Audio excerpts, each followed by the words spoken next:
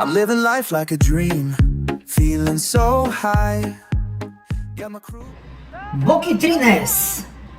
Кога во државата води човек што личи на шега, ама не е смешно. Во секоја нормална држава Боки 13 ке беше реалити фуснота, таблоидна анекдота или се сеќавате ли на овој лик. Во Македонија тој стана фактор, посредник, пријател на обвинители и морален авторитет. И не, ова не е приказна за тоа колку бил паметен Боки. Ова е приказна за тоа колку ниско сме паднале ние.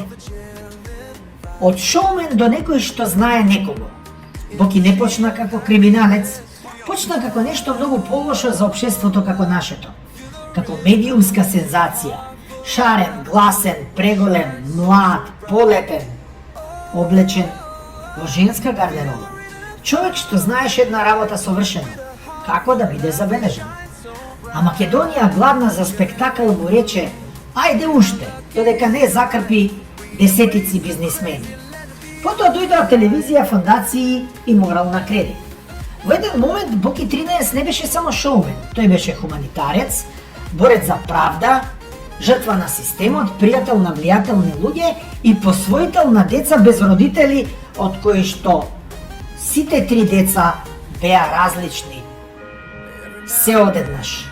Во држава каде што институциите не функционираат, доволно е да изгледаш самоуверено и веќе си авторитет.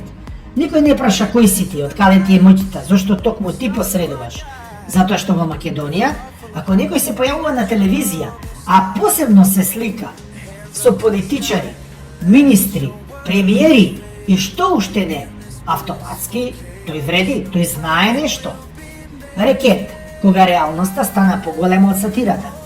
Аферата Рекет беше моментот кога државата се погледна во огледало и го скрши. Не затоа што Боки беше вмешан, туку затоа што не беше сам. Тој не измисли ништо ново, тој само искористи постоечката шема. Влијание, врски, ќе среди, јас сум близок, обвинителката руча кај мене компир манџа. Боки не ја корумпираше државата.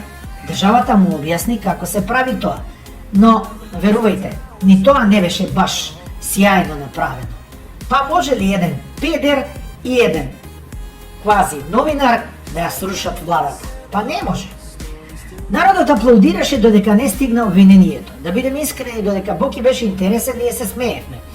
Додека беше моќен, се фалевме дека го знаеме. Кога падна, се правевме дека никогаш не ни бил симпатичен и јако му е, така му треба. Класично македонски. Ние не го создадовме Боки затоа што беше паметен. Го создадовме затоа што сакаме луѓе што прават шоу од срамот. И, како велат србите, убиме туѓа срамота, понекогаш. Гениалноста на Боки да ја прочита нашата слабост. Ако мораме да бидеме брутално искрени, Боки 13 не е криминален гений. Тој е психолошки гений за Македонија. Тој разбра дека народот сака гласни ликови, институциите сакаат тишина, а системот сака посредници. И тој се вклопи совршено.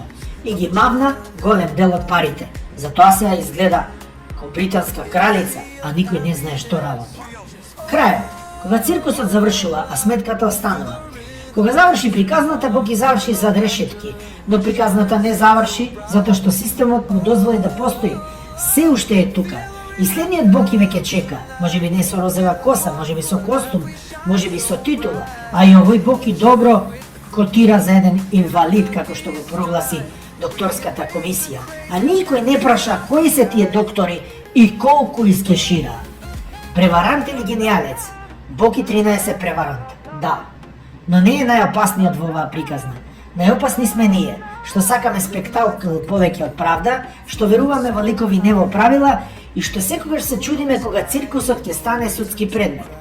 Затоа вистинското прашање не е како можеше Боки, туку колку Бокија ни требаат законично да сватиме дека проблемот не е во нив, туку во нас. А за тоа време Боки ќе пее, ќе игра и нема ништо од служењето на казната од 3 години. Оваа најновата.